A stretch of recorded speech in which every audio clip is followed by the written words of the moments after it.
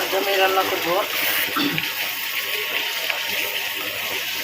Data দিয়ে আলু দিয়ে শিং মাছটা প্রথমে কষিয়ে নিয়েছি। এরপরে ওই মশলার মধ্যেই ডাটা আর আলু ছেড়ে দিয়েছি। এখন প্রায় কষানো হয়ে গেছে। কষানো হয়ে যাওয়ার পরে আমি পানি দেব। পানি দিয়ে পানিটা ফুটে আসলে তারপর মাছগুলি বিছিয়ে দেব।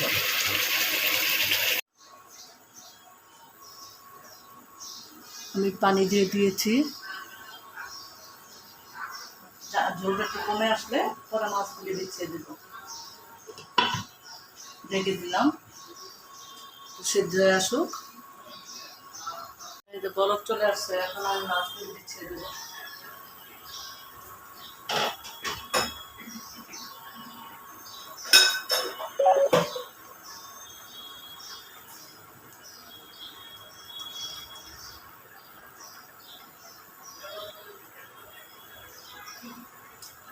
আমি কিন্তু আগে কষিয়ে দিয়েছিলাম।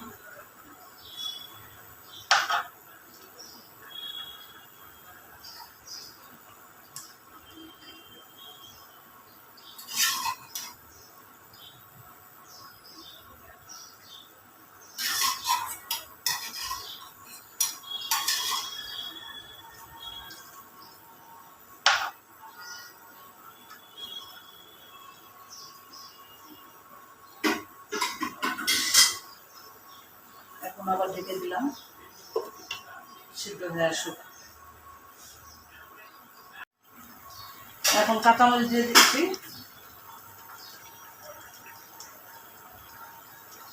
কাঁচামরিচ দিয়ে দিলাম, তারপরে সামান্য জিরার গুঁড়া ছিটিয়ে দিব।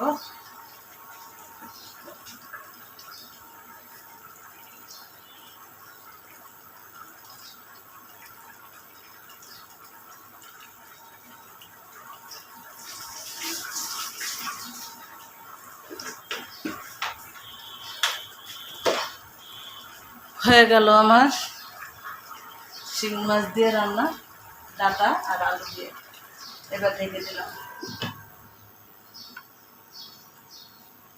থ্যাংক ইউ বন্ধুরা, ভালো লাগলে শেয়ার, লাইক, কমেন্টস করবেন।